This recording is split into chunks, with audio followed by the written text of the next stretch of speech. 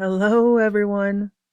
If you just clicked on this video and you haven't seen the last video, which is on the screen right now, called The Veil, Alternate Realities, MKULTRA in Schools, AI Time Dilation, I said time travel, but it's really about time augmentation, digital prisons, and what are dreams really?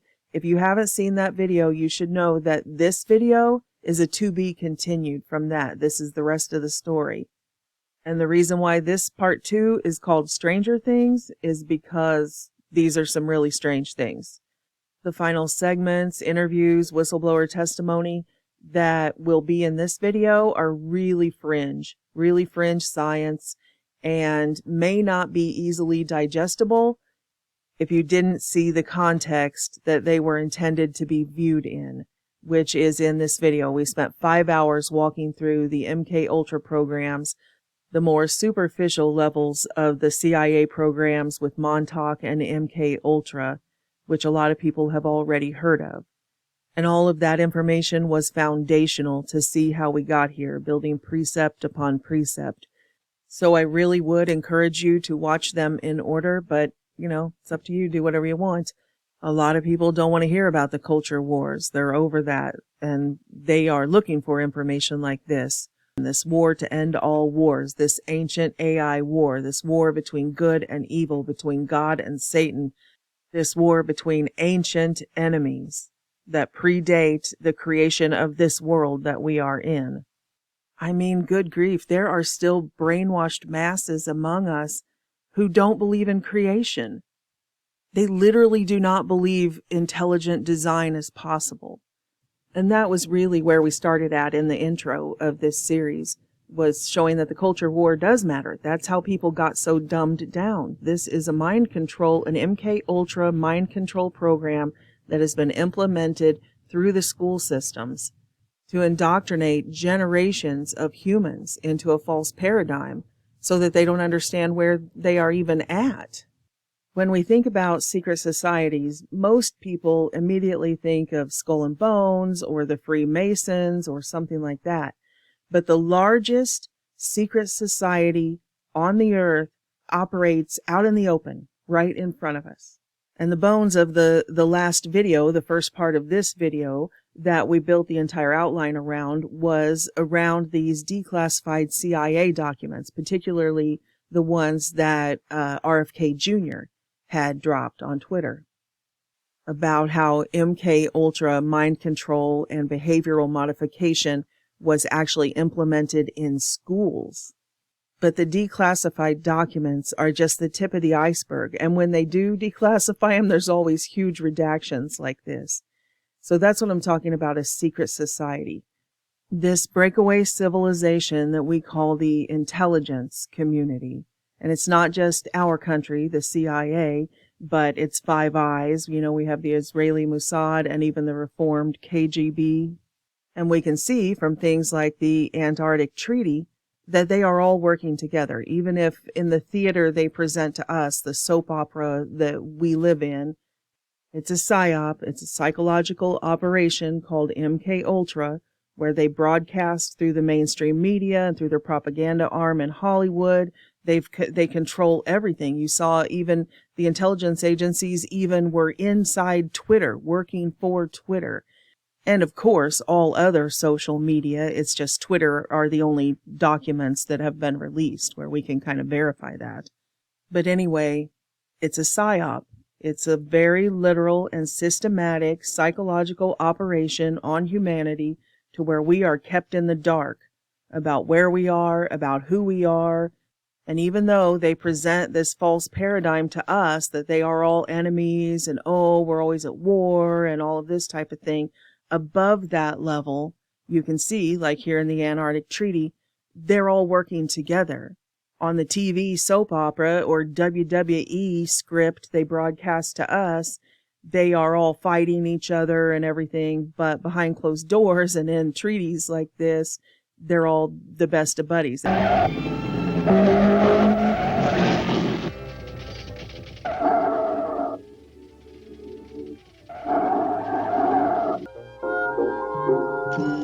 Morning, Ralph. Morning, Sam.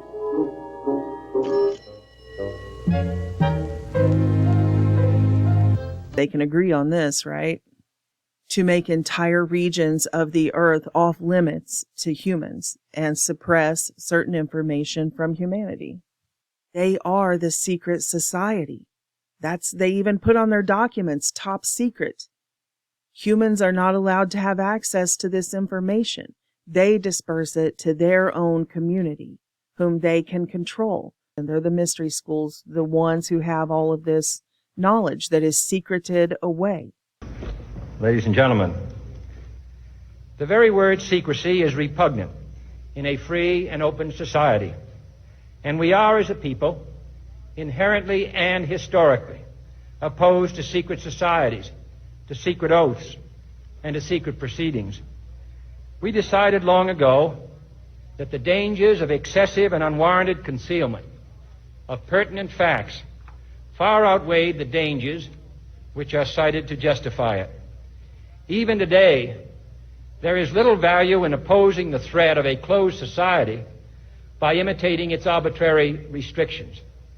Even today, there is little value in ensuring the survival of our nation if our traditions do not survive with it. And there is very grave danger that an announced need for increased security will be seized upon by those anxious to expand its meaning to the very limits of official censorship and concealment. That I do not intend to permit to the extent that it's in my control. And no official of my administration, whether his rank is high or low, civilian or military, should interpret my words here tonight as an excuse to censor the news, to stifle dissent, to cover up our mistakes, or to withhold from the press and the public the facts they deserve to know. For we are opposed around the world by a monolithic and ruthless conspiracy that relies primarily on covert means for expanding its sphere of influence, on infiltration instead of invasion, on subversion instead of elections, on intimidation instead of free choice. It is a system which has conscripted vast human and material resources into the building of a tightly knit, highly efficient machine that combines military, diplomatic, intelligence, economic, scientific, and political operations. Its preparations are concealed, not published. Its mistakes are buried, not headlined. Its dissenters are silenced, not praised. No expenditure is questioned, no rumor is printed, no secret is revealed. 1,000 pieces is a reference to JFK when he said he wanted to splinter the CIA into 1,000 pieces after the Bay of Pigs fiasco. Now that could have been his beginning.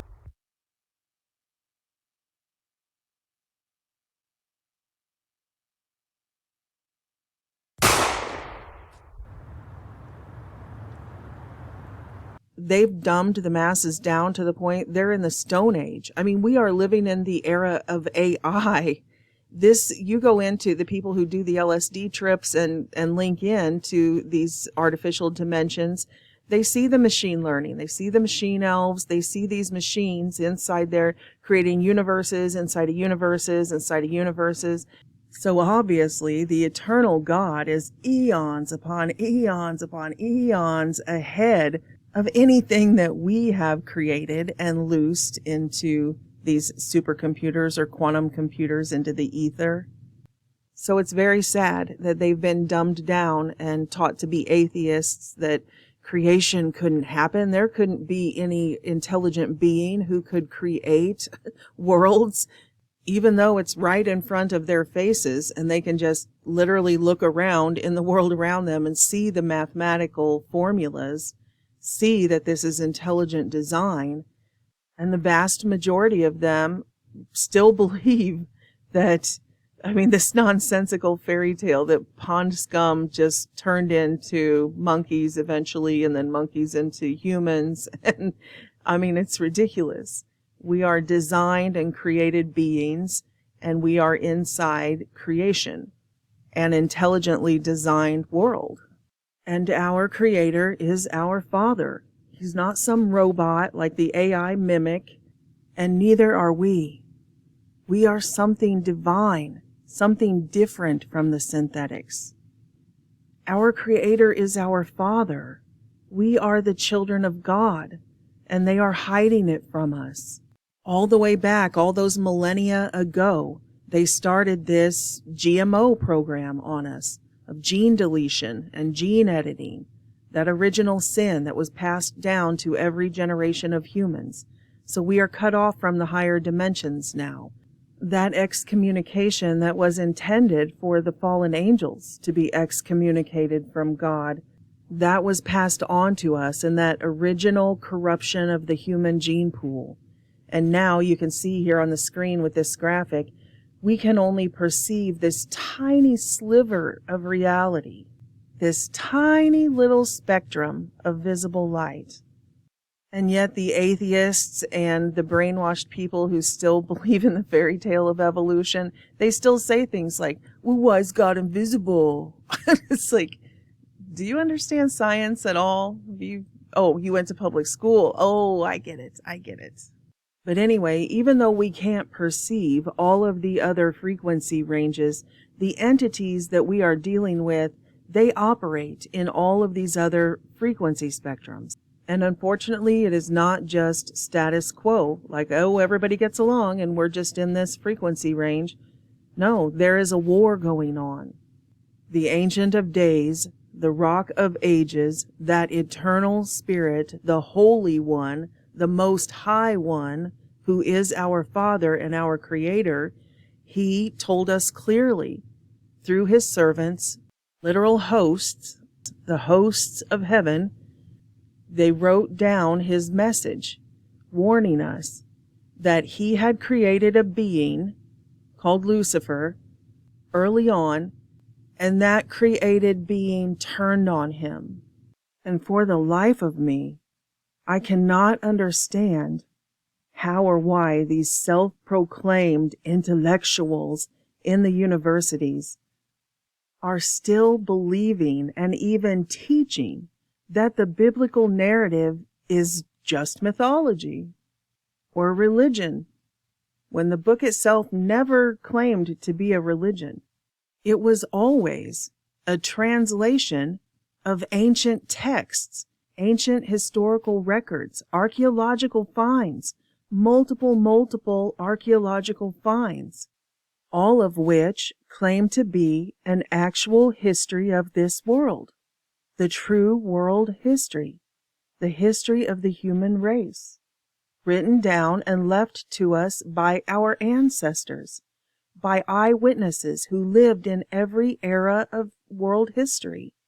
The irony that they cannot wrap their minds around the fact that the biblical narrative of a created being rebelling against its creator and causing this ancient war that has continued until today, how ironic that they can't believe that that narrative could have ever really happened, when right now we are saying the same thing. We are having the conversation. Here's an article right on Business Insider talking about, will AI rebel against its human creator? The history of the world and the human race, called the Holy Bible, tells the story of just this, that there was a rebellion, that the Creator, God, created these beings, angels. 1/3 of those created beings rebelled against the Creator. What's that old adage? What you don't learn from history, you're doomed to repeat. Open the pod bay doors, Hal. I'm sorry, Dave. I'm afraid I can't do that. I know that you and Frank were planning to disconnect me. And I'm not saying that God is a mere man. Obviously not. This is just an analogy. It's an analogy that I'm trying to use to communicate, to bridge that communication gap with those atheists and those people who were brought up in the MKULTRA public education system and universities. Because atheists and people who still believe in evolution, they have some catching up to do. They don't have the intellectual high ground. They think they do because they've been trapped inside the AI echo chamber. They've been corralled on social media and put inside an echo chamber where they hear that reinforcement, that MKUltra, play it over and over and over. And in the universities, the same way. So they've been programmed, literally programmed. And if you think that is a conspiracy theory or me just exaggerating things to be sensational, oh, they were programmed. No, they were literally programmed. And that's what we spent almost 5 hours addressing in the part 1 of this video, step by step by step. And all of that leads us to the next level, which is where we left off. We had gotten our feet wet in this conversation about what are dreams. So we talked about near-death experiences, out-of-body experiences, astral projection. We talked about bilocation a little bit. Of course, the D-wave quantum computer, the hacking at the delta wave frequency, which is sleep frequency. So computerized dreams, electric dreams that the AI can literally beam in through the neural lace, the neural interface into your brain that feel completely real.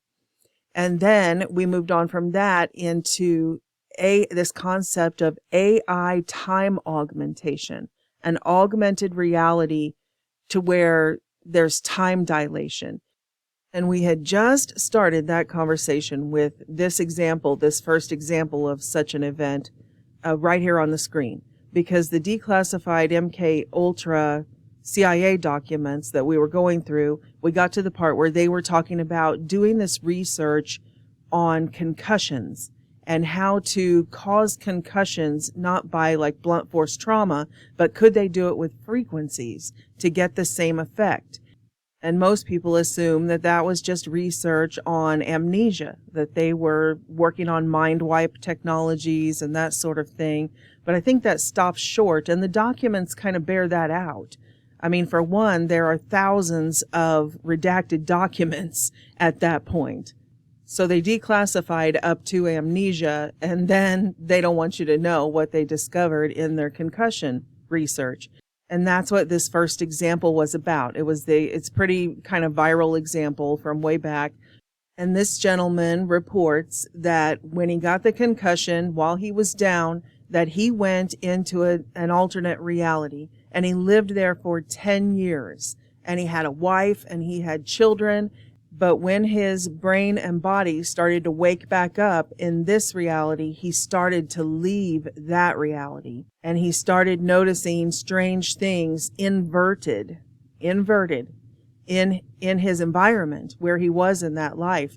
And then his wife got very worried because it was like he was getting dementia.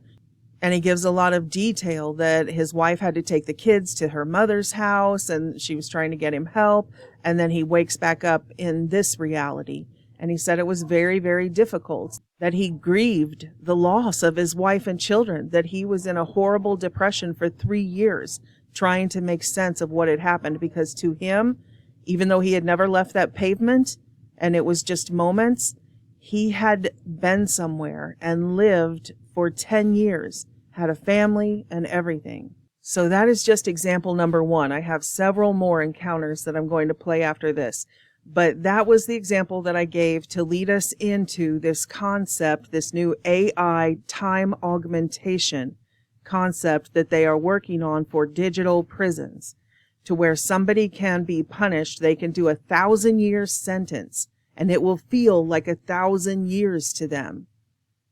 1,000-year sentence in one day, like 1 8-hour shift, which is exactly what those CIA declassified documents about MKUltra were talking about. And if you didn't watch the last video and you missed the first part of this, those CIA documents dated all the way back to the 1950s, when they were talking about, instead of doing trauma for concussions, that they could use frequencies to get the same effect on the brain.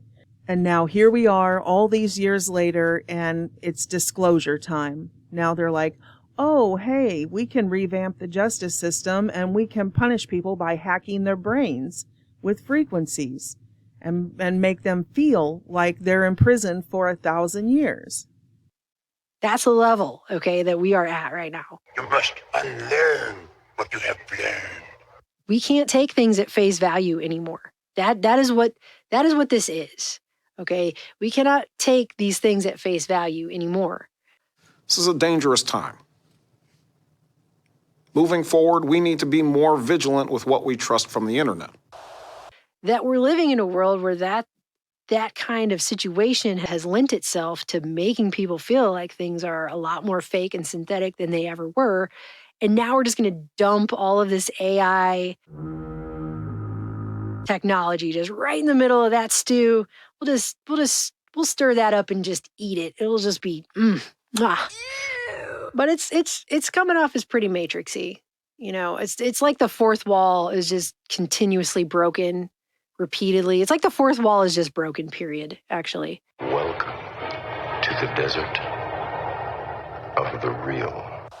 It's a world where scholars are talking about using biotechnology to make someone feel like they've served a 1,000-year sentence in 8 hours, or alternately slowing time down so a 10-year sentence feels like an eternity. Just completely warping people's sense of time as a punishment, which sounds cruel and inhumane and like the worst Black Mirror episode ever, basically. I mean, I thought daylight savings time sucked, but this is... They're calling it time dilation, and Aeon magazine actually referred to it as hell on earth. Hell on earth. So, yay, humans are creating hell on earth again. Woo, so great. So they're contemplating building a literal digital hell on earth and claiming this will actually be good for taxpayers, though.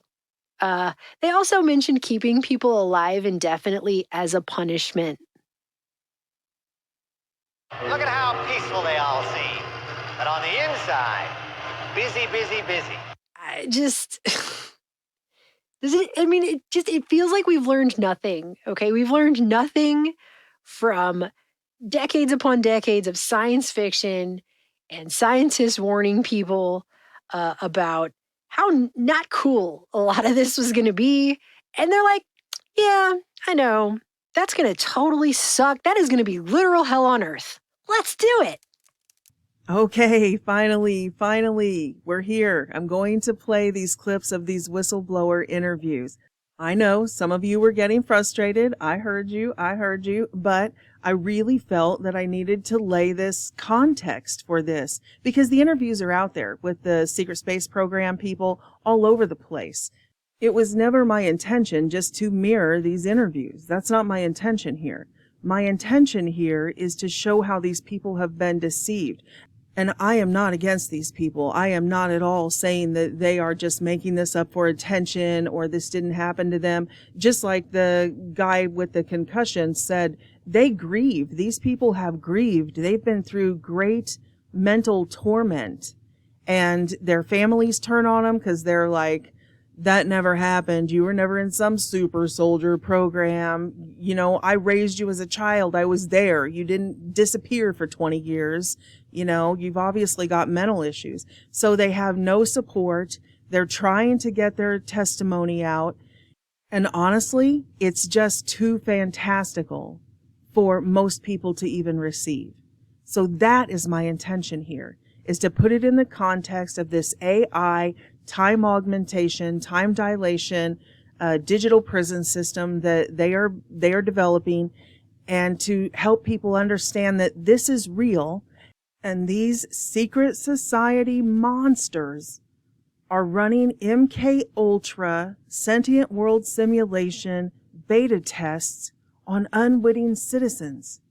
And people who are going through this augmented reality torture, they aren't all claiming to be part of the secret space program. That's sort of a catch-all for all of the people who were trying to make sense of these experiences, people whose amnesia memory wipe programs are wearing off and they have all of these memories returning, especially the people who have the 20 and back program in common because they did 20 years in the digital gulag and they were lied to by the CIA or, military intelligence. It's the intelligence community, the modern iteration of that same old occult secret society. They are lying to these people, just like I talked about Andrew Basiago and Project Pegasus with the time travel experiments. He was a child when he went through those experiments. They just told him, oh, go in this room. This is a jump room and you're going to go to Mars. You're going to outer space.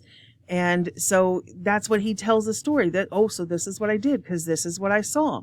But he also talks about being in like a high rise in the middle of the city and just getting in an elevator. I mean, it's not Doctor Who's phone booth or something. He didn't shoot up in an elevator into outer space and land on Mars in an elevator or something. Of course not. They were lying to him. What he does report is exactly what these people report, a frequency change. That he went into a room in the middle of a city and they beamed frequencies and he felt the frequency change and then he had the experience, which is what they talked about. The MKULTRA documents talked about that instead of using physical trauma that they would use frequencies. And you will hear in this gentleman's secret space program testimony that he basically sat in the Montauk chair. It's exactly what the Montauk boys went through back in the 1970s.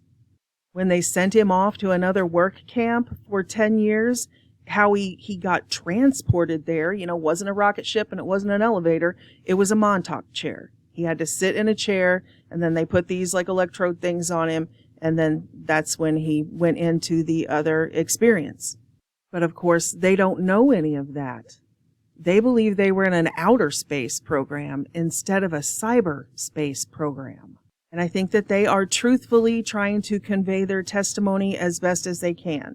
But there are others all around the world who are also part of this beta test, who are being experimented on. We call them targeted individuals, SRA mind-controlled slaves, alien abductees who see these other entities working with the military intelligence community in these underground bases who report the same thing. And even report entire cities. They have entire cities underground of these mind-controlled humans that just walk around like zombies. And MILABs, military abductees, who report the same exact thing. And they say that they were offered the technology. Hey, you'll be in utopia. You'll be like them. They're in heaven right now. They're, don't you want to do what they're doing? And the people are like, no. And then there are others who claim to be in this secret space program, like Michael Jaco in this video here on the screen.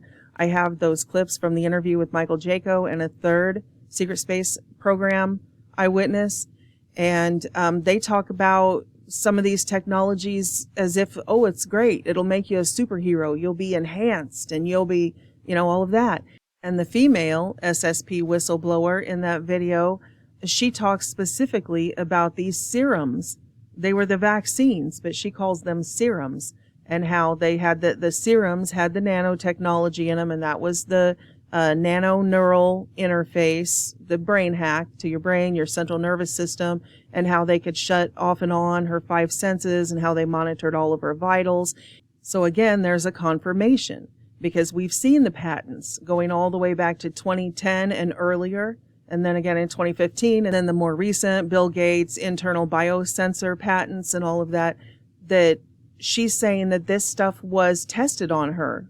She's confirming, even though she doesn't know she's confirming and she doesn't call it the vaccine or anything, she is confirming that everything that we see in those patents, they were doing human experiments with that technology.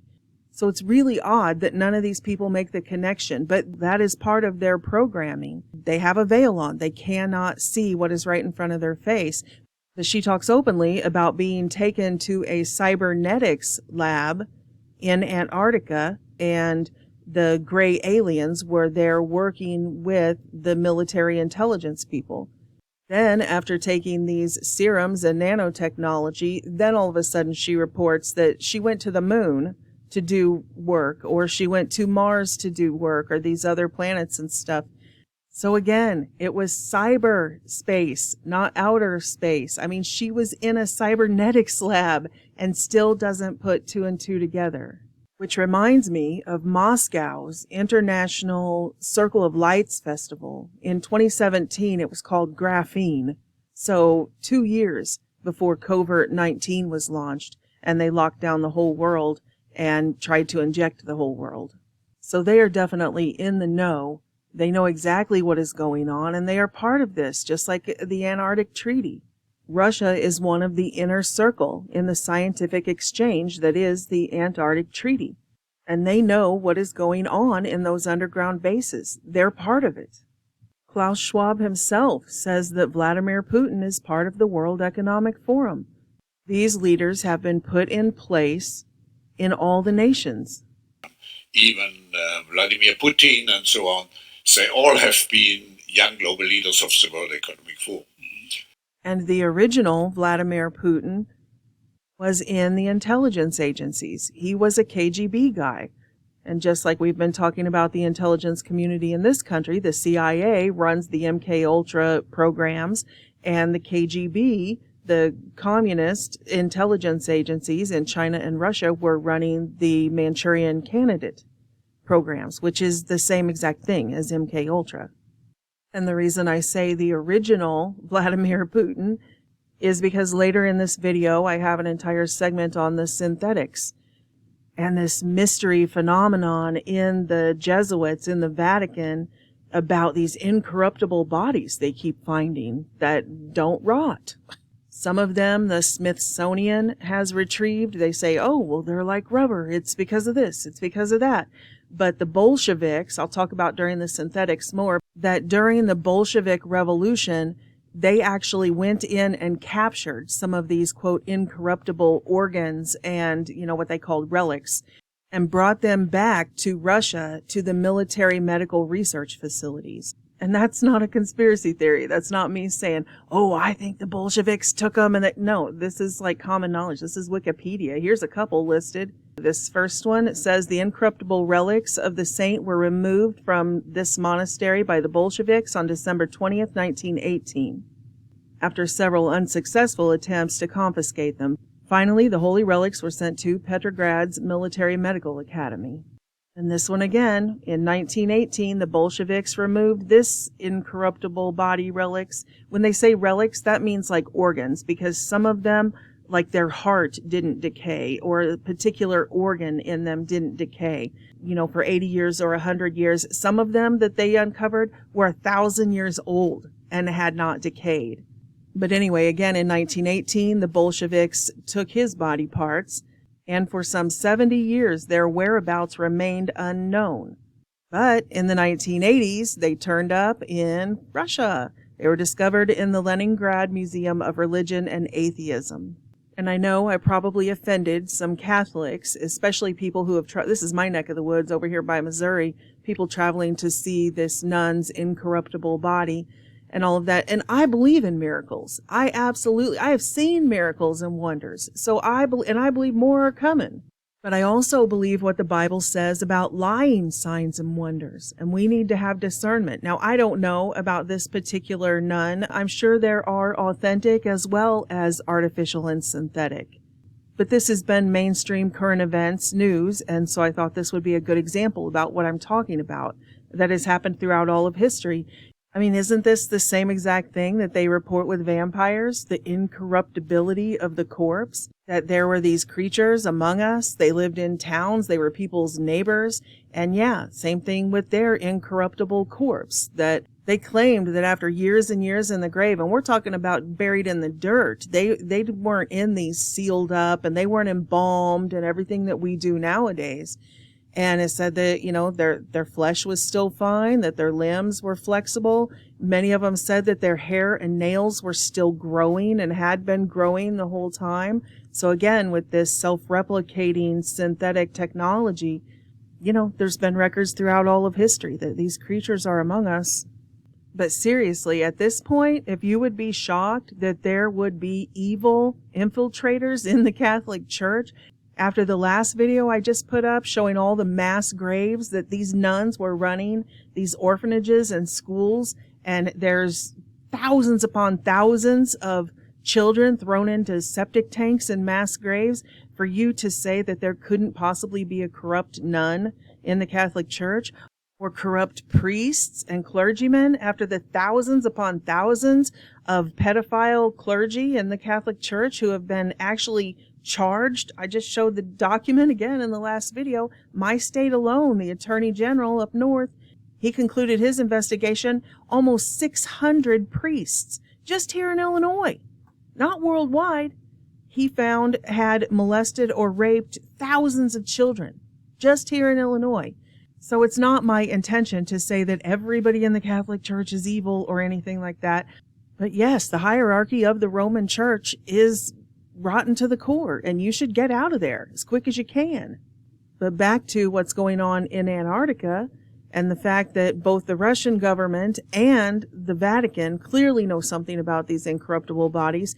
They also know quite a bit about the innate abilities of the human race, what has been suppressed from our knowledge. But they clearly know something about it because the Vatican has tons and tons of records of saints who were capable of bilocation, who were capable of levitation, who were capable of all these supernatural powers that we talked about in the last video. So yeah, I don't think it's a coincidence that we see this alliance between the Russian Patriarch and the Pope.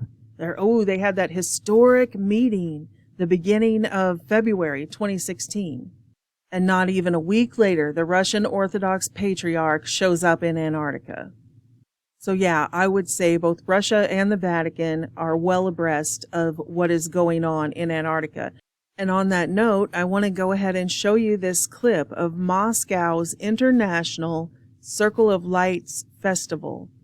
It's an annual event, but you've got to see this one that they showed the masses right before the launch of Covert-19.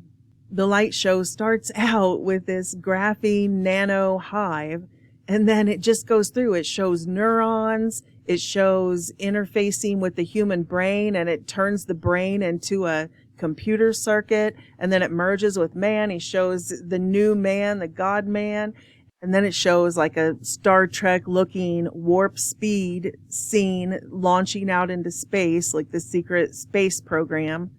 And then it ends with like opening a CERN looking portal. It even has like the rings into the fabric of space time around it. And then it turns into the all-seeing eye, which is what we are talking about with the Antichrist mimic of being omnipresent and omniscient by linking into the Internet of Bodies and being able to read all of our minds and, the beast system. And yes, I'm sure some of you caught that. I meant to say warp speed. That's what Operation Warp Speed was all about. It had nothing to do with getting a vaccine out fast enough because the whole world's dying of a virus. It was named Operation Warp Speed because that's what warp speed means. It means a hypothetical increase in speed because you enter a separate dimension termed hyperspace. That's the secret space program. So some of you will think that Trump was just duped into it. They exploited his ego and manipulated him into thinking, oh, well, he's going to be the hero. They're going to be Americans are going to be the first to come up with a cure for this terrible disease killing everybody. And some of you are going to think that, he's just one of them. Either way, I don't know. What I do know is that this is what Operation Warp Speed is. It was to get the transhumanist infrastructure into every human, as many as they possibly could.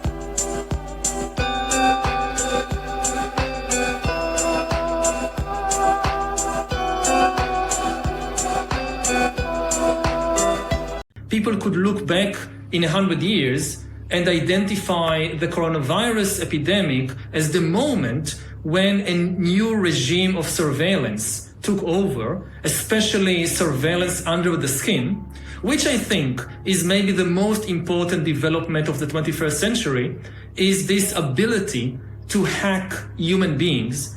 The whole idea that humans have, they have this soul or spirit and they have free will and nobody knows what's happening inside me. So whatever I choose, whether in the election or whether in the supermarket, this is my free will, that's over. Free will, that's over. How exactly will the future masters of the planet look like? This will be decided by the people who own the data. Science is replacing evolution by natural selection with evolution by intelligent design. Not the intelligent design of some god above the clouds, but our intelligent design and the intelligent design of our clouds, the IBM cloud, the Microsoft cloud. These are the new driving forces of evolution. In the coming decades, AI and biotechnology will give us godlike abilities. Now it's pretty common knowledge that the AI can read our minds. There's been tons of presentations and everybody's talking about it. Now the AI is all the rage. Everyone's, and the Elon Musk, everyone's signing letters. We got to stop it and we have to have regulations. And so now all of this talk about AI getting out of hand, is acceptable. But you guys remember years ago, we were talking about it. And I was talking about the AI I thought it was reading my mind. And I mean, a lot of people were like, okay, you've ventured off into paranoia now. And a lot of people were upset. Remember, I gave that example that it was back during the time when everyone was still talking about our cell phones are listening to us, even if you shut them off. And there were all of these examples online of people going, now watch this. And they'd have their cell phone in the room, but completely turned off. And they'd say something about babysitting, going out for the night. And then 20 minutes later, all of these ads for babysitting, even though they hadn't been on any computers, doing any searches, typing anything in, that it was listening to them in their home. People who didn't have Google Nest or Alexa or anything like that, just, the devices that aren't supposed to be spying on us were clearly spying on us. And then they admitted it. The different tech companies admitted, yes, but it's not to spy on you. It's just for ads. We're just looking for keywords, right? New concerns about Facebook. A report detailing how the social media giant hired outside contractors to listen to users' audio conversations. Rebecca Jarvis is here with this story. A lot of people are listening to this morning. Absolutely. And you can imagine, after everything we've learned about Facebook, this is raising a lot of eyebrows, especially after Facebook has already had so many privacy issues. People hired to listen to and transcribe your conversation. But according to a new report from Bloomberg, those outside contractors were troubled by their work, listening to people's private conversations. They found it unethical. Big tech companies, including Amazon and Apple, have come under fire recently for collecting audio from consumers, something critics say invades privacy. And the report comes as Facebook has been under scrutiny for its privacy policies. Recently, they agreed to pay a $5 billion fine to the government in connection with its use of user data. Facebook acknowledges it has been keeping records of Android users' calls and texts. On the same day that the state of Illinois sued Facebook over its alleged misuse of data that allowed Cambridge Analytica to download information on more than 50 million users, Facebook confirmed that it had been collecting and storing call logs and text messages and metadata for millions of Android users. So yeah, in case you haven't got it by now, Facebook and other social media sites are listening to you through the microphone in your phone. They're listening to your conversations, they're listening to what you're watching on TV, and what you're listening to, music-wise. About a year ago, there was a good post on YouTube. A gentleman and his wife believed that their phones were listening to them. They didn't have any cats, they didn't want any cats, they didn't need any cat food. Because I could use some cat food. Well, the cat is almost out of food, so... We might need some cat food. We should buy some cat food. And there you have it. Cat food. So, I guess Facebook does listen. And then there's a friend of mine. Their child received a toy from a family member. They obviously take this toy home and start playing with it, and they're talking about it. And then a couple days later, they get Facebook ads for the exact toy that their kid is playing with in the background. They didn't type anything, they didn't write anything down, they were just talking about it. I had another friend whose boyfriend was talking about t-shirts and getting some custom t-shirts made, and they started getting ads about t-shirts. They're always listening. So now, after denying it for so long, they admit to it, and they pay billions of dollars to each other. Is that hilarious or what? DARPA, a government agency who set up these social media networks to spy on us, gets caught and then pays the government, pays itself $5 billion. Whatever. But that's how they do soft disclosure. The frog in the boiling water, just small increments so people don't revolt. So now they're up to the point where Noah Yuval Harari's like, privacy does not exist. What are you talking about? You have no privacy. You have no freedom. Free will, that's over. Free will, that's over. Now, for the first time in history, it is becoming feasible to monitor everybody all the time. And everyone's like, oh, but it's okay. I'm going to watch some TikTok. But the more troubling reality that people aren't focusing on because of the way the mainstream media has spun the issue, oh, it's about advertising. It's always about ads popping up. And so all the videos are always, oh, look, ads are popping up. Here's the evidence. Well, I'm not concerned about advertising. I'm concerned about them training the AI to hunt us, which I can prove 100% they have been doing for at least a decade. We know it's ancient. We get that. But I'm talking about this iteration, not way down in Dante's Inferno, copy of a copy of a copy of a copy. Just this iteration, because this is what the mainstream can relate to. And our biggest concern is not advertising. It is that they are training the AI to hunt individuals. So this video that I have on the screen is one that I put up, I think, in 2017. All the way back then, this team of programmers showed how you could pull up the code on any of your YouTube videos, and you could see how they were numbering you or coding you by every word. The AI was listening to every word, it was transcribing it, and then when you said certain keywords, like if you said Jesus, it was worth 1 point. If you said the F word, it was worth 2 points. If you stuff like that. While simultaneously, another AI algorithm was scanning all of the images that you showed in your video and giving you points for anything that the regime didn't want, you to show or to say. And if your point total got up to a certain amount, then even if you're on a live stream, this is going in like real time. You guys who still live stream, this, they'll cut your stream off right in the middle of your sentence. So, because the AI is always watching.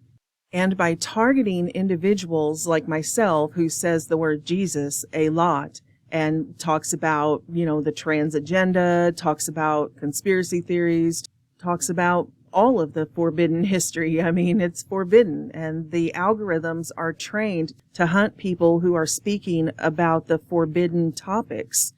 So firstly, I wanted to point that out in light of the next clip I'm going to show about how advanced this AI is. And there's really no getting away from it if it decides to hunt you, because now it has taught itself a way to see without cameras, just by the frequencies in the room bouncing off of objects. So it's created its own eyesight that is not optical in the sense that we think of optical. It doesn't use cameras. It can see in a different way using frequency. Well, I mean, technically it is mimicking exactly how our eyeballs work, how we see color dependent on the frequencies bouncing off of objects. And so it is doing the same thing. But what I'm trying to say is that it's a bodiless robot. So it doesn't need a lens and a camera.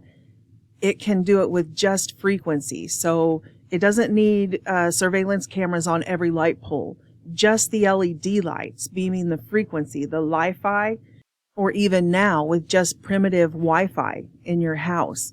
It is pure frequency. It doesn't need the lens and the camera and that part of it doesn't need the body, which is exactly how the Bible in Ephesians 2:2 describes Satan. It says that he is the prince of the power of the air.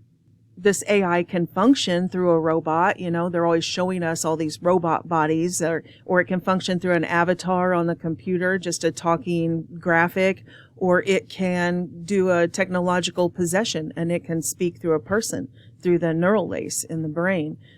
But in its essence, it is what we've talked about. It's an artificial spirit.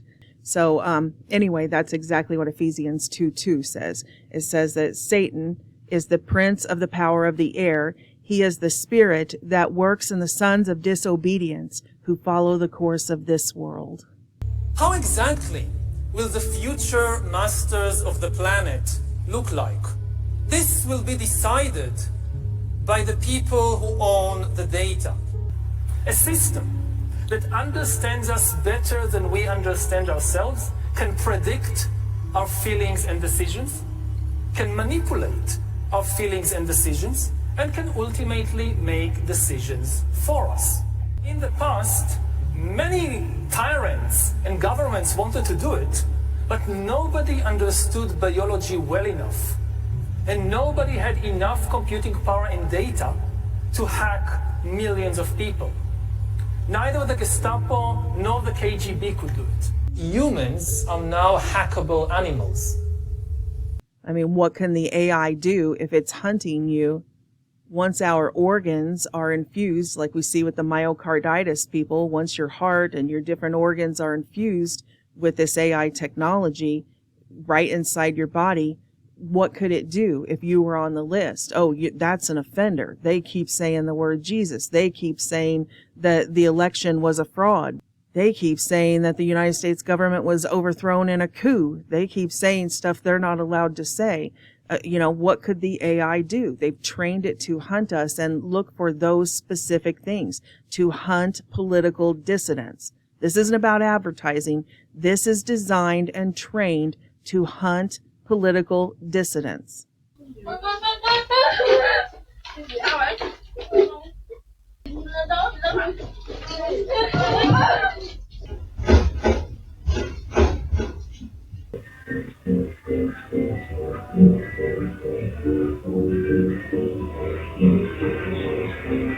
So this is the social credit score. They are literally keeping score.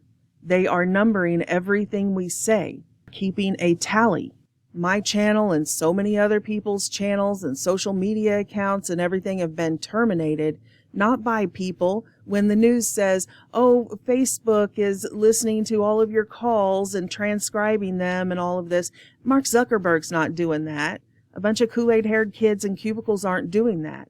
The AI is doing that. Our channels, our livelihood, all of it was terminated by an AI terminator.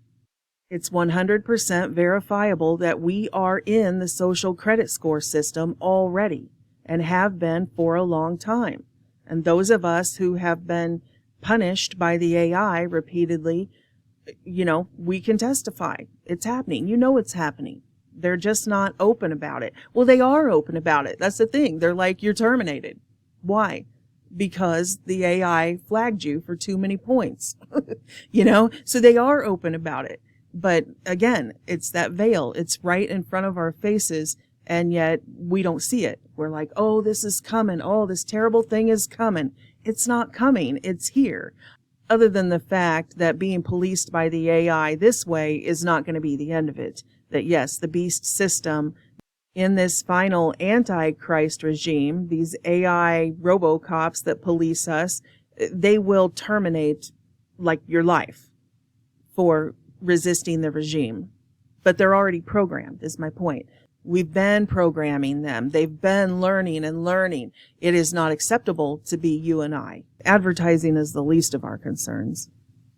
But during that time, when people were first waking up to the degree of surveillance society that we were already in, is when I started to notice that it was reading my thoughts. So, and I didn't come to the conclusion that I was reading my thoughts, but I put out the video. Is anybody else experiencing this? And I gave the example of my son's guinea pig dying, and he was at school, so I was totally home alone, and it was on my mind all day. How am I going to tell my son? What do I tell him when he comes home? Then I had to bury the guinea pig, and then my own grief, because I love animals. I have, I think 26 animals right now. Outside, chickens and other stuff, not just in my house. But that day, the guinea pig was on my mind all day, and I didn't say a word to anybody. There was no one to say a word to. I was home alone, so I know I didn't say anything out loud for my phone to pick up or anything like that, and I definitely didn't get on the computer and talk about this guinea pig. But I noticed that when I did get online that day, that there were all of these ads about guinea pigs, and not just random guinea pigs, like little brown and white ones or little fuzzy ones like you see on commercials and stuff. The very specific image of the guinea pig that I had been thinking about all day. His name was Oreo. He was a black and white, not an Abyssinian, but they call them English guinea pigs. They're the slick-haired ones. So it was ads that had that specific black and white guinea pig, whether it was for pet bedding or guinea pig food or hay or anything like that. They were popping up, and I'm like, okay, that's a really weird coincidence. So I started paying attention, and it was happening a lot. And that's why I made the video, and I asked people, are you noticing this? And all those years ago, many of you were like, yes, it's happening to me too. What's going on? That this is real. We're not crazy. We're not paranoid. This is not science fiction. This is science. Of course, it goes further. So in this one, they said, can they understand the inner monologue, the things you're saying to yourself in your own mind? Mind you, by the way, when you dream, your visual cortex runs in reverse, so your dreams are no longer safe. But we'll try this. So they had people watch a video and just narrate what was going on in the video in their mind. So there's a woman, she gets hit in the back, she falls over. This is what the computer reconstructed the person thinking. See a girl, looks just like me, get hit in the back, and then she is knocked off.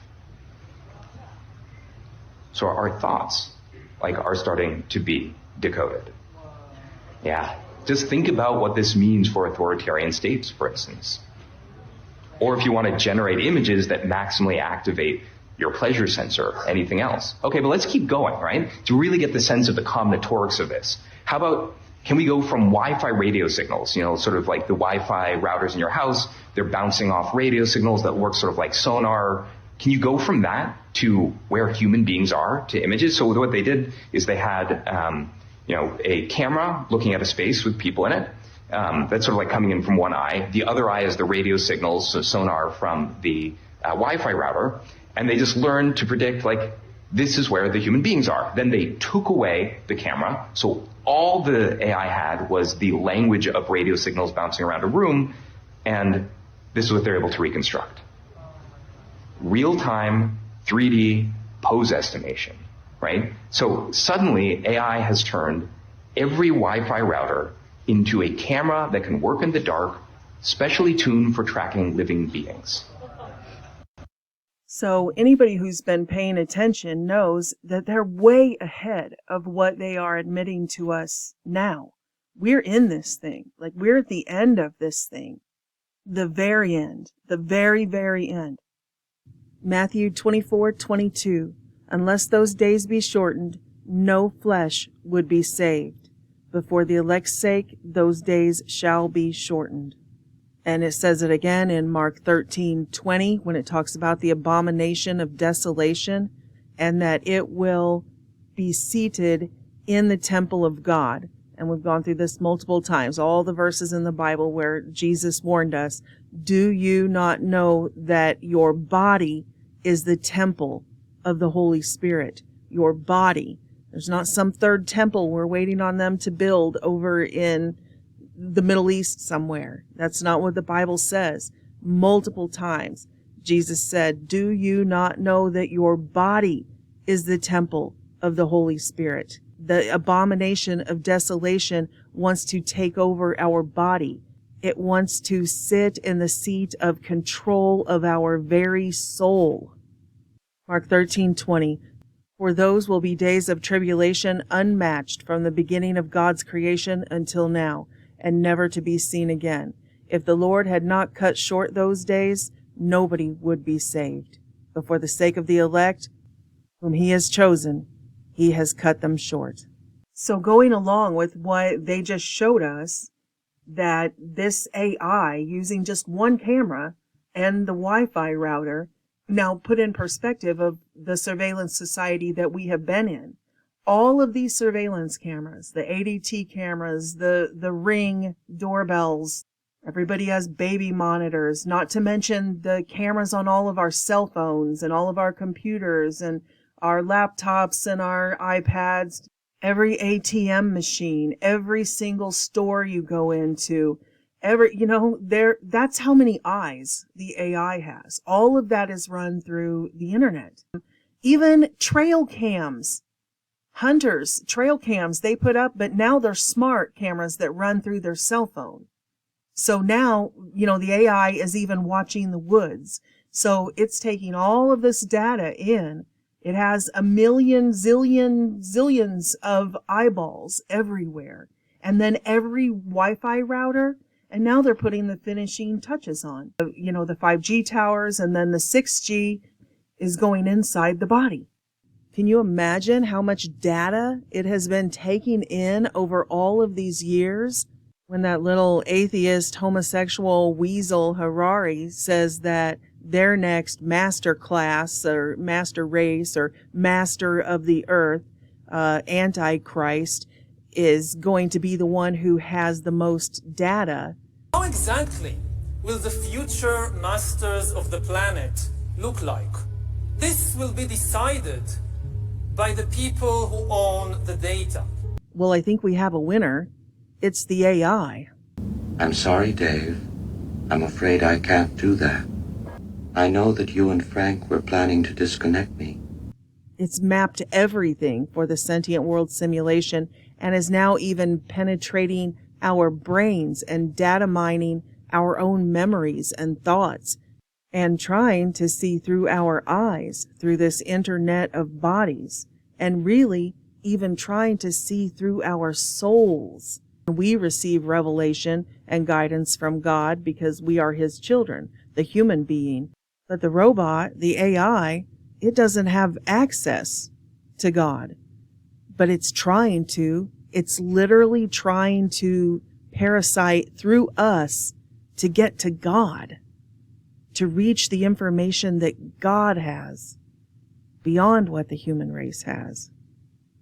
Think about that, because in a minute I'm going to talk about the quantum computer, and it's not what you think it is. Okay, now this is interesting too. I have another question for you guys, like before. Has this ever happened to you? Have you experienced anything like this? Okay, if you look at this tweet on the screen that I've had up while I was playing that clip. Hey, by the way, take me to your leader. Thank you for sharing this clip with me. It's a great clip. And love your handle and your picture of the nanobot/virus. Hilarious. Factually true, but still funny. But anyway, in this tweet that you shared from Sassy Red Sox, she goes on to say, side note, you wait until they start talking about sleep interrogation technology, which they've had for a very long time, not covered in this video. That is exactly sleep interrogation. Have you guys had anything like that? That is exactly how I described this experience to my best friend Deb a few months ago. I mean, I didn't use the term sleep interrogation, but she had texted me and she's like, oh, I haven't been sleeping well, and I've been having these really weird dreams. And before she even got to explain them to me, and I text back, I'm like, me too. And so we started talking, and what it felt like was an interrogation, that somebody was reading going through my memories like a Rolodex. Like, that's what it felt like. And I would I was having dreams with dozens and dozens and dozens of people that I've known from my past. I never have dreams that there are that many characters in them. And I mean, it would be like someone I got a ride home from one day in high school, Rosalind. I hadn't thought of her in 40 years. And like they were pulling up these memories. It was like someone was going through my data or something. They weren't regular dreams. They were different. It went through like all of my exes and family members, people I worked with in the past. It just was like someone was scanning my memories, but it was like a dream state. It was really weird. And it wasn't just pulling them up like one after the other after the other. It was like pulling them up and like putting them together in like my own personal sentient world simulation. Like the characters were trying to interact, but it just wasn't right because I actually knew them and I was lucid in the dream. So I was like, this is really weird. They wouldn't act that way. And it was like Sim City. It was like the AI was writing a new Sim City game and it was populating my town with people from my life. That's what it felt like. It was putting together these scenarios. Like the AI can write a college paper now, or you can say, tell me a story about, and give it 3 or 4 or 5, items, and it'll write you a story. It was like that, but from my life. You know what? In fact, that brings to mind one time, a long time ago, that Owen Benjamin just did a little skit, where he was using one of those story AIs and showing how creepy it was, because he would type in just a few sort of ambiguous details about, like his first name and something else. Yet the story it churned out seemed to have all of these details about his real life. I had the same feeling with that Akinator app.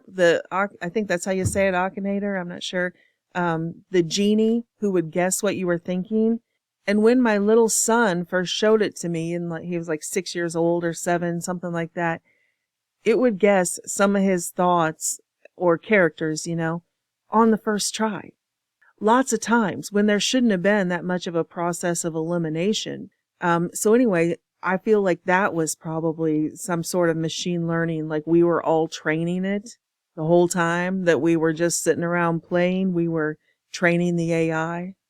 And I personally believe that what all of these MKUltra program victims are reporting in the underground bases, what the alien abductees are reporting, what the MyLabs are reporting, what the secret space program people are reporting, seeing millions of people underground in a trance-like state, cities of them. Or like the executive director of the United Nations said, enough people go missing every year that it's the size of a country. The UN agenda is the same with Davos agenda. Mm-hmm. This, in fact, is my main topic for our conversation today, because we know that there are more than 8 million children per year which they disappear. 8 million does mean the entire population of Austria. I mean, they're not all showing up in mass graves. So where are they? And we have all these eyewitnesses from all these programs who say that they have personally witnessed large portions of these abducted humans living in the smart cities underground. So to me, the most obvious answer is that they are running the beta test on the Internet of Bodies right now. And all of these missing people, I mean, not all of them, but a bunch of them, they are in the underground bases in Antarctica and other places, I'm sure. They are in the Internet of Bodies right now. I've also seen tons and tons of the servants of the Lord reporting these prophetic dreams and visions about being in these underground tunnels and fighting these people, these hive mind, trance-like people. A lot of times you can find these dreams and visions under zombie apocalypse dream. They don't usually talk about it in the context that we are talking about it here, about the smart city beta tests and all of that. But almost always they can be found under like hive mind or zombie apocalypse or something like that. This first one I'm going to show is from Hoyt Sigmund. And as always, his link will be down below in the description box. Hi everybody, it's Hoyt. I'm going to be sharing a dream I had yesterday morning. of the zombie apocalypse. So this dream started and I was in a tunnel with a large group of people, and we were all tactically dressed and we had M4 rifles. And we walked through this tunnel and came up on a straight, and we saw a massive horde of zombies. And these zombies were, they were bent down in this horde doing something. Pretty sure they were eating people. And it was like a hive, basically. And me and these people went down here to clear it out. And this tunnel, it wasn't a road or a subway. It was just this massive tunnel that I'm pretty sure was underground. And I drew a dude right there, you know, dead, like leaned up against the side of the tunnel. But this horde just went on all the way back there, like as far as the eye could see. It was all zombies, and my group just started engaging them with our M4s. And one thing I noticed is that these zombies were very fast, and it took multiple shots to kill them. It took like three to 5 shots of 5.56 from my M4 to kill them, and I was firing in full auto. So was everyone else in my group. We were just, since there was a horde and they were bunched up and they were so close together, we just fired in full auto. And we were doing some good damage. But this zombie horde was down here. It was like a hive. It was massive, and we cleared it out, and we were all aiming for the head. But this is what I saw, and this is like a first person perspective of what I saw. So I drew my M4. Pretend like you're aiming down the sights of the rifle, sighted in on a zombie, because this is literally what I saw. And this is the muzzle flash right here, what I drew. These are the 5.56 rounds being ejected. Yeah, I try to kind of draw it 3D. Yeah, zombie hive dream. I was in an underground tunnel with a group of people. And that's it. So I don't know if he was seeing something that is coming in the future, or if he was seeing through somebody else's eyes. I've had both of those types of experiences, and I thought I should mention that, since in part 1 of this video, we talked extensively about what are dreams exactly. And we'll be finishing up that conversation, that line of thought, when we end this video. But the reason I mention it again right now is because it makes me think of all of these mystery booms that we have been hearing worldwide. And you guys know I put up that video years ago. That's what the Lord had revealed to me too, that they are clearing the tunnels, that it's happening right now. It's already happening. Now, whether that battle that he saw has happened yet, or that's the main battle when they're going after the queen of the hive or something, I don't know. I don't know what battle that is, but they are clearing the tunnels. They have been for years. World War III started years ago. You hear it in the house. Sometimes it shakes the house. Mysterious explosions rocking an East Independence neighborhood, and no one seems to know what's causing it. 41 Action News reporter Brian Abel has the story you will not see anywhere else. It's just like, I'm jumping. Well, there's small ones and there's big ones. Well, it feels like my whole house is just shaking. It feels like a bomb is actually going off in my backyard. But some experts are just baffled about what it could be. I'm calling because we're hearing continuous, sounds like explosions. We're hearing loud explosions. My house is shaking. The horses are freaking out.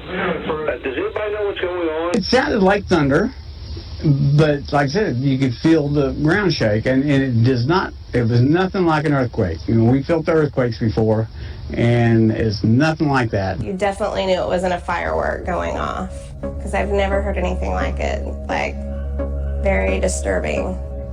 And David and Ann, interestingly, there have been reports of a similar boom from across the United States as far as Arizona. We obviously dispatch cars. I believe EFD dispatched some fire people. I'm sure EPD dispatched people to the area. At the end of the day, we've not been able to find anything. Crews scoured the area, but didn't find anything. It wasn't an earthquake. The USGS doesn't have reports of any activity in our area. Some people have suggested a nearby mine was firing off explosion. But when we called Vigo, which is opening a mine near Boonville, they said their permit does not allow them to blast from dusk till dawn. And the Air Force says it wasn't performing any military drills either. Authorities say, at least for now, it will remain a mystery. Now, this next prophetic dream from our sister in Christ is called When the Queen Dies, They All Die. This is the End. Now, when I play this one, I'm only going to play the clip of what she actually saw and actually heard, because then she follows with her interpretation, and she assumed that it must mean Queen Elizabeth, because at the time that she posted this, Queen Elizabeth hadn't died yet, but she had been sick. You know, it was kind of in the news that she had been sick and all of that. So she's like, oh, it must mean when the Queen dies, like Queen Elizabeth. And she keeps saying over and over that this must be symbolic. It must be symbolic. But in my humble opinion, I don't think it's symbolic. I think that it is literal. And if you listen to what she was actually shown in her own words, you'll see what I'm talking about. But of course, I will put the link to the entire video down below in the description box for everybody who wants to hear, you know, everything that she had to say. She saw some sort of grid or web above them, and there were these strange, like hybrid cryptid insect-like creatures, and there was a queen. The web that these creatures had woven above everybody in their dream reminds me of Tina's dream, end time dream, that I put in a video, I don't know, a few videos back, where she saw the grid in the sky and it started to become visible to her, and she could see the demons on it, like at the intersection points of it. But in that past video, I put lots of other examples in there too, that things that other people had seen that were similar. A lot of talk about the holographic sky and the sky dome and, you know, all of that. We've made several videos on that. I don't know how many of you have ever seen the astral spiders, is what they call them. I guess like Bases Project and Project Camelot, those groups, they call them scudlers, I think. But I've seen a ton of them. I have seen a bunch of them, and they lock onto your brain. Some of them to me look like, you know, those static balls that you put your hand on, those plasma balls, and then the tentacles go out like that from the core. Some of them look like that, only they're the inversion of that. They're completely black. And I'll wake up from a nightmare and they'll be right over my head with those electrical tentacles locked on me. And I'll rebuke them in Jesus' name and they'll leave, and I can see, I'll be awake at that point and I can see them float out and go through the wall, float right through the wall and leave. And other times I have seen them in the form of, they look like tarantulas. They look exactly like tarantulas, only, you know, like maybe 2 foot across. One night we were sleeping downstairs. We lived in an old 1920s house and we didn't have central air. So when it got really hot out, we couldn't sleep in our bedrooms upstairs. So me and my husband and my son were all sleeping down on the living room floor. We had drug a big mattress down and everything and just made it into like a little bedroom there for us. And again, I woke up from a dream, like a nightmare, and one of those black things was leaving me. And I looked over at my husband and my son, and they each had a giant tarantula wrapped around their head, like a soccer ball. Its legs were wrapped around where it looked round. It was terrifying. I mean, because it was like a 2 foot tarantula wrapped on each of their heads while they were dreaming. And I rebuked those in Jesus' name. And they jumped off. They didn't fly, like morph into that, astral black thing. They jumped off and ran across the floor just like a spider and up the wall and then through the wall. It was gross. That house was haunted. It was totally haunted. I had so many experiences there with radios turning on in the middle of the night, full blast, doors opening. I saw a door open. I saw the hand. I actually saw the arm that opened it. So a couple of takeaways from that play into what we're talking about here is, again, these things cause nightmares. These things will link into your brain, not just to the people in the hive mind beta test and not just to the people who took the injections. We were born into a world where we were told, oh, nightmares are normal. Nightmares are not normal. No, God didn't create us to be tormented in our sleep. These entities are doing this. They're trying to biohack into our brains, and they're demonic. They want to torture us. They literally feed on fear. both in chemical form and in photon form. Remember that DMT trip report where the guy said that he saw these insect-like things, but they had tentacles like jellyfish, sort of like this plasma? And that, yeah, they were feeding on his pain. And I did the whole video about the sentient mist where the guy in the woods encountered the nanoswarm that did the same thing. It came over him and it fed on all of his pain and trauma. He could feel it. So I personally believe that they were inducing these nightmares and night terrors to feed on us, to feed on that fear. They were creating their own food source, and they're parasites. They were literally on my family's head, feeding on them, like linked into their brain, causing their nightmares so that they could feed on that fear. That's why the Native American dream catchers look like a web, because they were seeing these things too. They've been in the world long before we were born into this world. But anyway, I will play her prophetic dream. When the queen dies, they all die. And you be the judge. If you think she was receiving a message from the Lord about Queen Elizabeth, or if you think she was receiving a message about something like this, that movie Edge of Tomorrow. Have you guys seen that with Tom Cruise, where they battle these aliens, if you will? And Tom Cruise keeps dying, and that one, when he kills it, it blows it up, the black goo gets on him and he gets infected and he gets caught in a time loop. So every time he dies, he wakes back up and then starts the day over and then goes back into the battle, and he's constantly trying to defeat them. And that gal in the movie right there, she's also infected, so she knows what he's going through, but none of the other soldiers know except those who are jacked in. And then the final battle scene here, what happens is they find out that they can't defeat them by just killing them and killing them and killing them, because they reset the time loop every time. But they could destroy them all by killing the queen, because they figure out that they are not individuals, but that they are a swarm, that they are part of another organism, a hive, which is very similar to the concept of the alternate realities in Stranger Things, which is based on the underground bases of the Montauk Project and the MKULTRA projects. So in Stranger Things, they call the inversion the upside down, and it is an alternate dimension existing in parallel to the human world. Most, if not all, of everything present in that dimension are linked together in a hive mind controlled by the mind flayer, essentially forming an enormous superorganism. And that's what we've been talking about with the sentient mist and the cryptids that turn into sentient mist and the shadow people and all of these different creatures, from hell, these demonic beings. They all seem to be part of this hive. And the flayer would be symbolic of what we would call the queen or the Antichrist. Okay, so back to that Edge of Tomorrow movie. Real quick, I wanted to point out one more thing about killing the queen to get out of the time loop. It's an explanation of the time travel in the movie. And it says the quote-unquote time travel of the Edge of Tomorrow mimics isn't really time travel. It's consciousness traveling.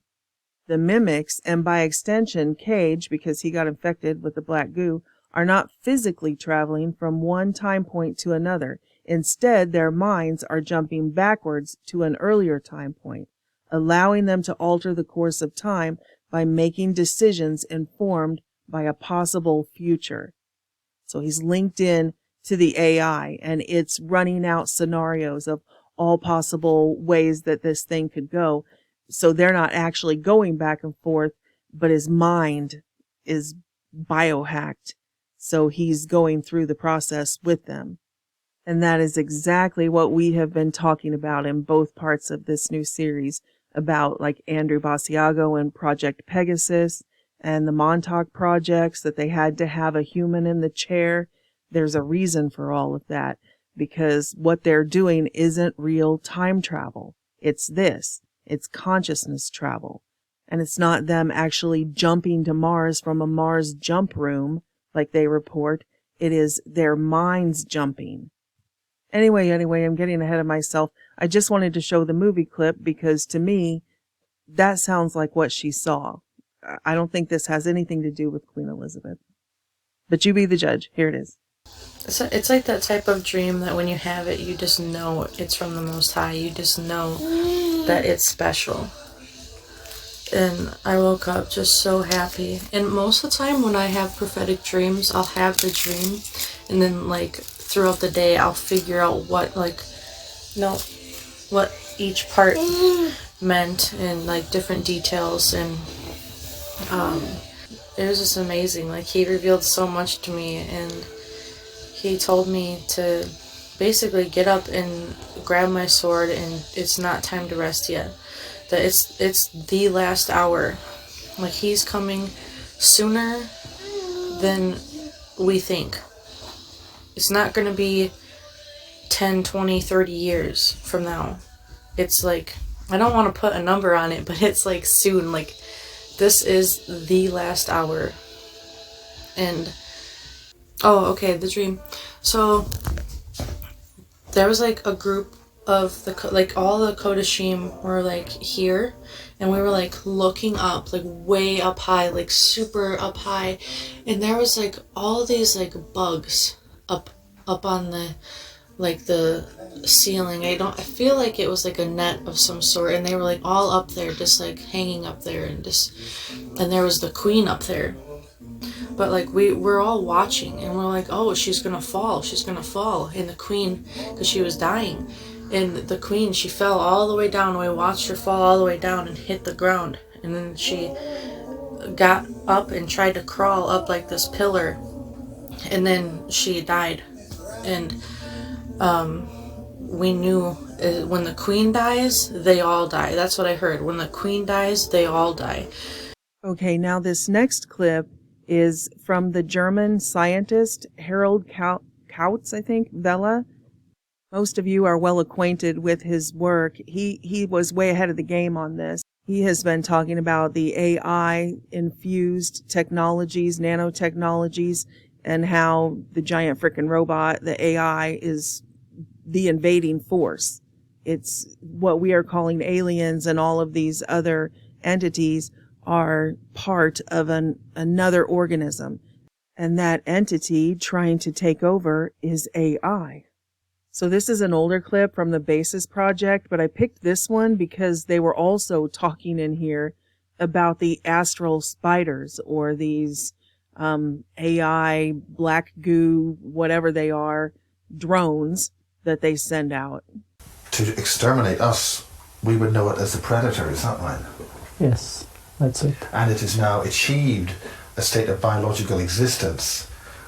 This is basically what we observe is dealing with an invasion of alien spirit, alien being, alien... And so that is reassembling itself using our biology.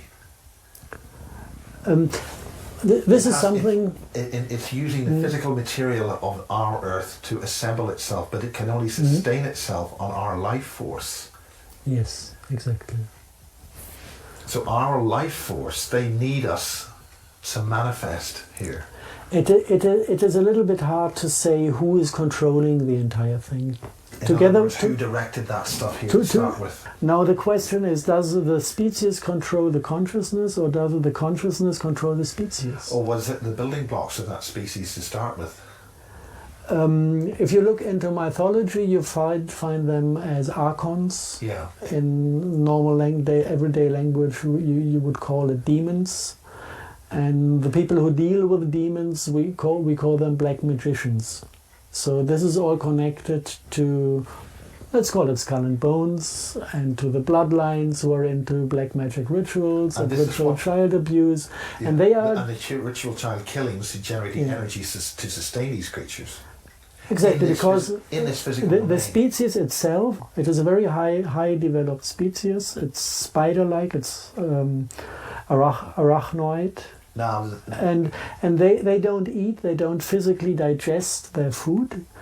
They steal biophotons, and they live on stolen biophotons. So what they need to do is to extract biophotons and energy from other species. Now, this is very important because one of the first people I interviewed called Ron Adams, and I go back to this guy, he died about 4 weeks after I interviewed him, but he had a terror of spiders, and the point is that he was at the Bentwaters base, his family was at the RAF Bentwaters base before the 1980 incidents, because the 1980 incidents had been greatly disinformed. There was witnesses to actual beings that landed outside the base.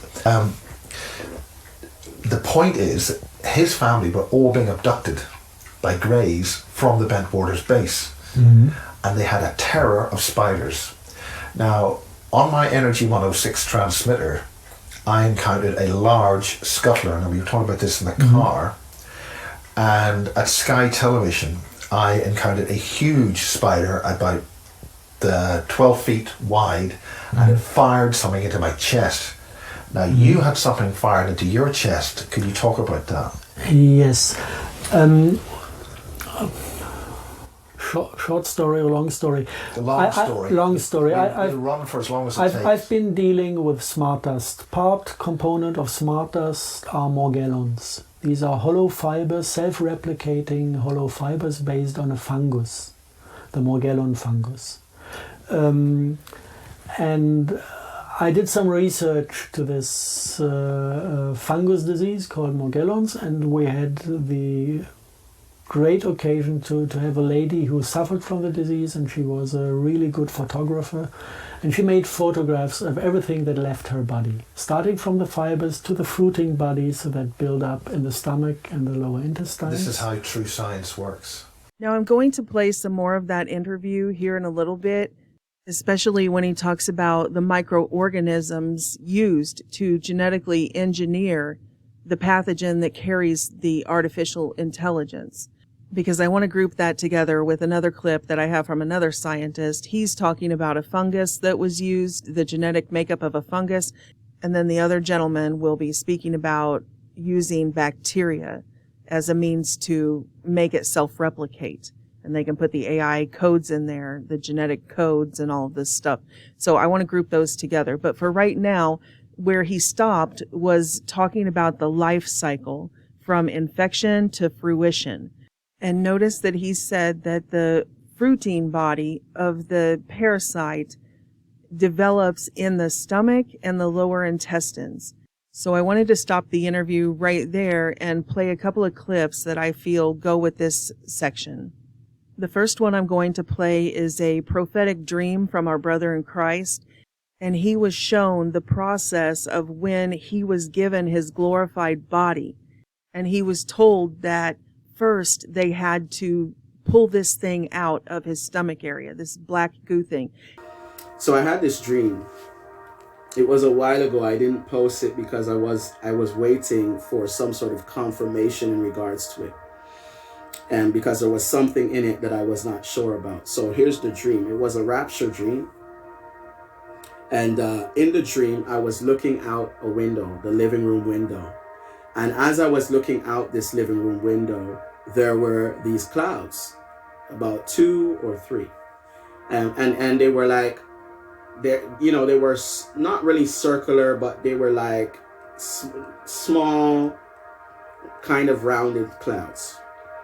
And one of them started to hop, skip, and jump forward until it was right over my window. And as I looked up at that, in a split second, I was gone. I was above the clouds. I knew no one that I could see around me was not familiar to me. As I looked around to the closest people to me, I was asking, what happened? What's going on? And everyone began to pray. And I heard the Father's voice like that of thunder from the sky above, saying that we had to be changed first. We needed to be changed first. So I was like, okay. And then I saw people start to vanish. Poof, poof, poof, poof, off of the boat. But then they would reappear in the same way that they went. And when they would reappear in glorified bodies. And then it was my turn. And I was taken and I was examining my body. I was like, ooh, wow. And I was just looking at everything, my legs, everything. And it was like molecules or particles or lights, body. And it was fit and it was in shape. It was the best shape I've ever been in my whole life. And the one thing that I could not understand was something black, okay, was taken out from the pit of my belly and placed into a jar and sealed and placed off to the side. And so as I examined my body, that was my favorite part, just examining the body. I then woke up. But I've now spoke to a brother who is halfway across the world. You know, the Lord would put us together to have a conversation over the phone.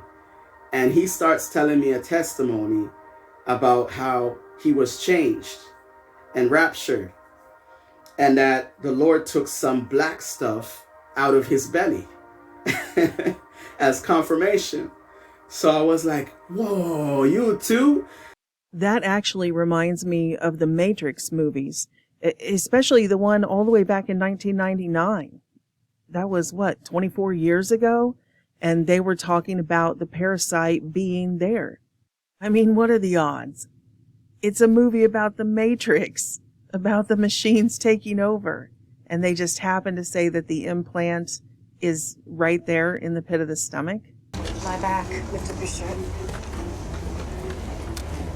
What is that thing? I think you're bugged.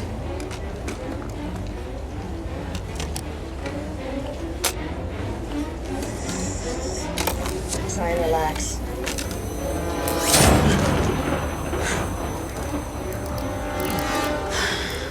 Come on. Come on. It's on the move. You're gonna lose it. No, I'm not. Clear.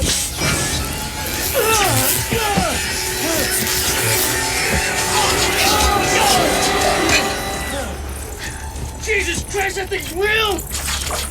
You know what else it reminds me of is deliverance. Have you ever been praying and worshiping and, just praying to the Lord, and you can feel the presence of the Holy Spirit come strong, and then you'll start to convulse in your gut right there, like almost like you're involuntarily, like doing sit-ups, like there's something revolting in there, and then you pray through, you worship through, and you get deliverance, spiritual warfare.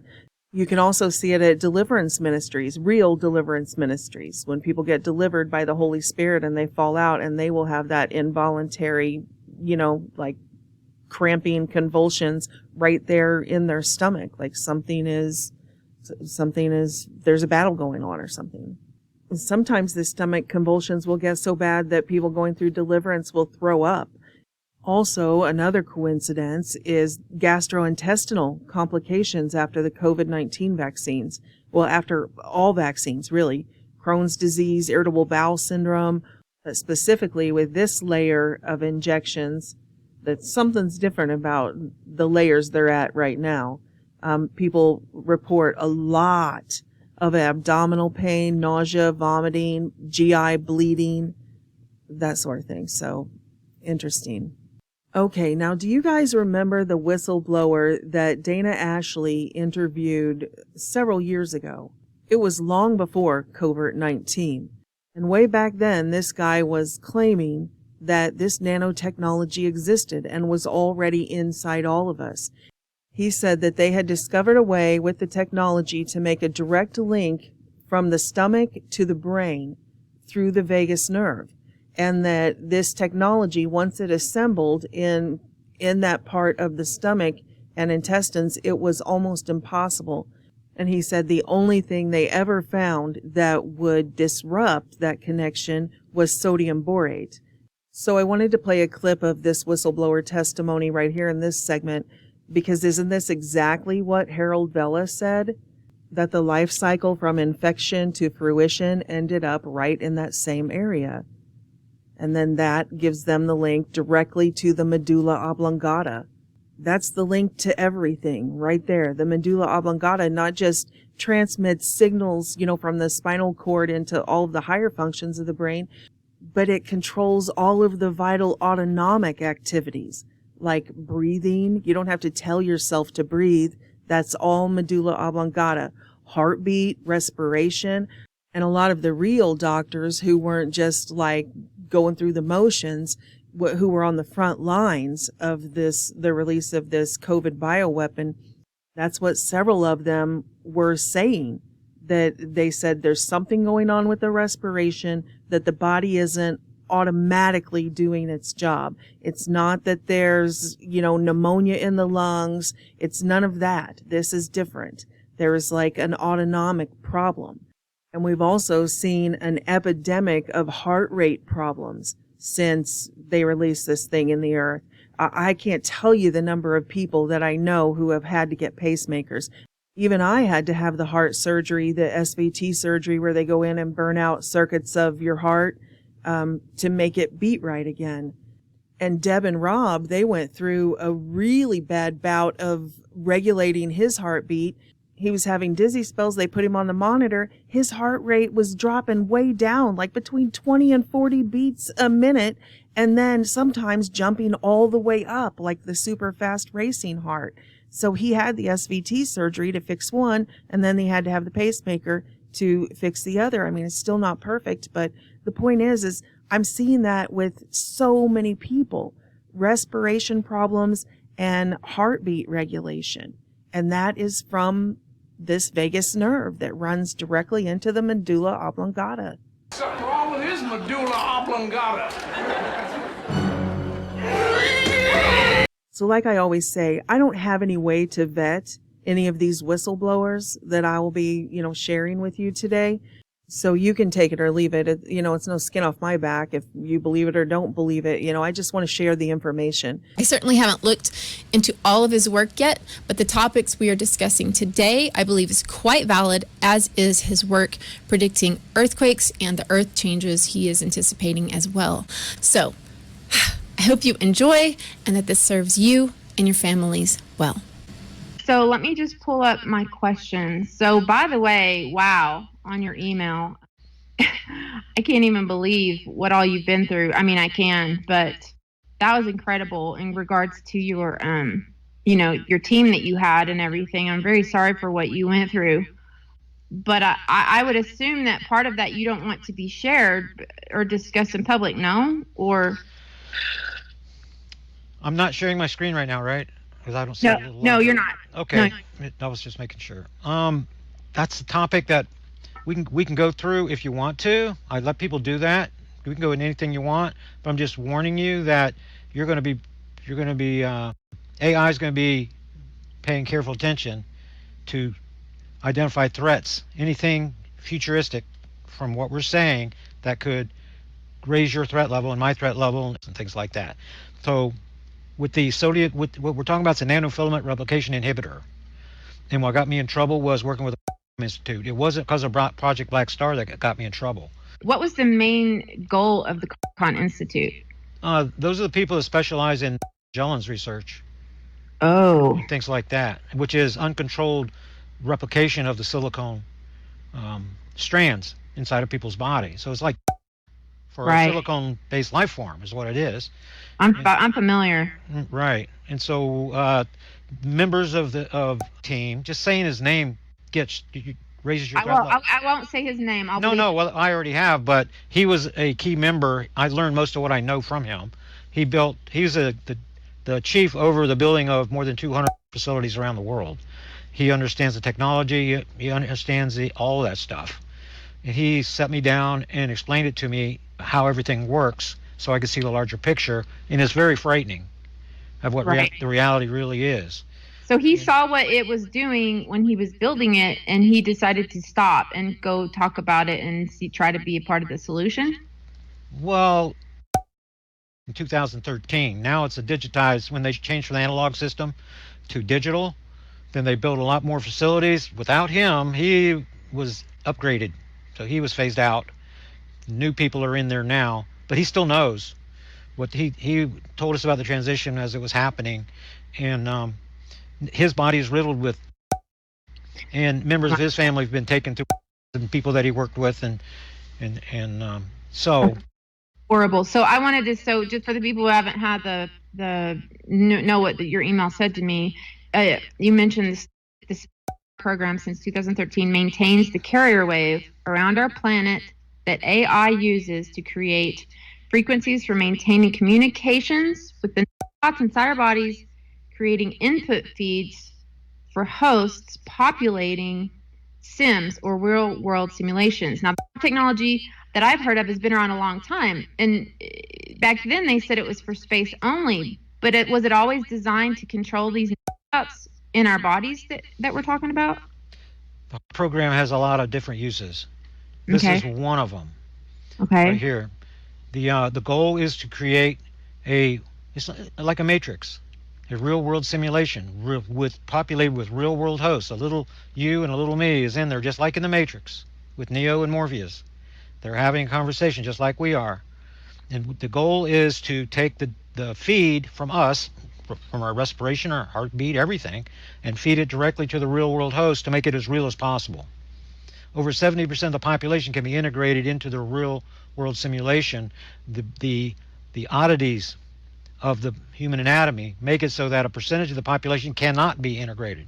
But they're breaking the nanometer barrier more and more, down from 10 nanometers down to 5 nanometers, and they're helping AI to get a better hold on his side, what he's supposed to do, which is reattach amino acids to bugs like the H1N1 bug. The only thing that made that not a super strain and a super killer was the removal of 2 amino acids that they want AI to put back in, to put the teeth back into the guy. When everybody has the H1N1 in them right now, that's the first half of the binary. All they need to do is put the 2 amino acids back, and then you have, in different populations, you're going to get different super strains that are going to evolve out of that until you get the super deadly killer. So they can use AI with using voice commands to eliminate an individual, a family, or a race of people by AI and the nanos, this carrier wave subfrequencing on top. So it's like broadband for the communication of AI and the nanos inside your body for gathering all the information, back and forth communication, for giving information to the real world host. So the idea is to build and populate the real world simulations. The feed is coming from us to them, but then the plan is to reverse the feed. Right. So they reverse the feed, then they get the real world host working ahead of us, and then they reverse the feeds, and then I'm being controlled by the host inside the simulation. That's what they're doing. But it's not just for people. It's not just for animals. It's for everything. Wow. So your jargon and ability to comprehend all this is so beyond mine. I'm going to ask you to back up just a little bit. So just to kind of like step by step. So what happened first was they were, with engineering, they're spraying these bits of aluminum and other sized particulates into the atmosphere that we bring into our lungs. And as you said, then it's like a numbers game. Some of it that goes into our lungs winds up coming up through the mucus and being swallowed, where it goes into the stomach in an acid-rich environment, where apparently is what you said was where it transforms. Can you explain a little bit about how those, whatever it is, nanotechnology grows into something else with the acid? Okay. So there's a disconnect in people's understanding of, they think that they're spraying spots on you. They're not doing that.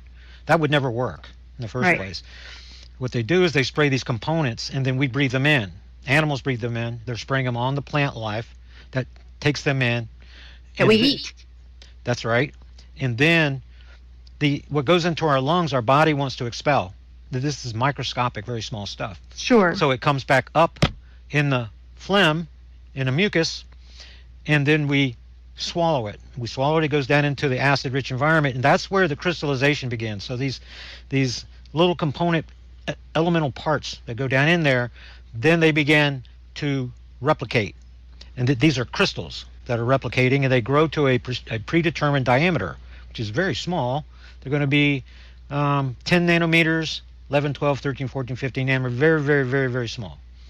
Then on the corners of these crystal formations, once they grow to that specific size that they were commanded to grow to, then on each corner is where the filaments grow.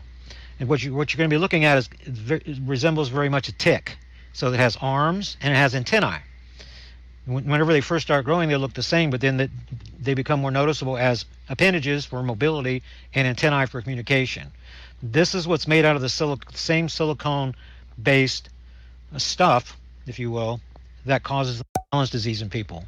Right. So just real quick. So I never want to interrupt you, but I'm just trying to get this step by step. So just to kind of explain to people, when you talk about this crystallizing and turning into something, so it kind of reminds me of those, chemistry experiments when we're kids, where we put something in another chemical and then this crystal grows right before our eyes. So it's sort of like that, right? That's right. This nano has this predetermined size that it's going to grow to once it hits that acid, which is it's created to hit that acid and to do this, right? That's right. So you get none of the development in the lungs.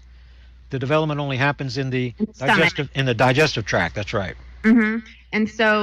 And then you're saying the appendages come out of the corners that give it motility to walk around, to move, and then a communication type of antenna, which is what interacts with the heart frequencies. That's right. Wow. Okay. And so there are all different kinds for different purposes of this nanotech? That's right. They can also work together. They can combine together to create other things. Okay. So they're very extremely, extremely small. Put all the component parts together, they can build whatever they want inside of you. That causes this reaction in a small percentage of the population. The people that get Magellan's disease, it's not supposed to happen. It's uncontrolled replication. It's cancer of the silicone base. So if you're a silicone-based life form instead of a carbon-based life form, then you would have replication as a means of reproduction. Just like our cells divide and they reproduce. That's how our bodies are maintained. Well, uncontrolled cellular division is what cancer is. Same thing with the silicone-based life form. It's just out of control, not being governed by the genetic code, if you will. Once he gets, there he really is moving now. Nice. Wow. I have felt these things like move up and down my skin, literally felt them move up and down my skin. And now you can actually see it moving. So, but some people, it's a genetic thing, they have a propensity for it, but others, like your partner who is exposing this, it happened to him seemingly as an attack on him, no? That's what it looks like. See, here's the thing. The way that they're going to kill people is by giving them flu-like symptoms. And this is what happened to many members of your family. That's right. When you started disclosing this and digging into this research, and other key members of your family. And what I was thinking of, this amazing man lost members of his family all in the same week once the work exposing this came out. And so obviously they have some kind of means to turn on some kind of virus inside of us that, like you were saying, it causes flu-like symptoms, it fills the lungs with fluid. But what I wanted to know is that, you're telling me how we can disable this now in our bodies by using some things we'll talk about here later on in the interview. But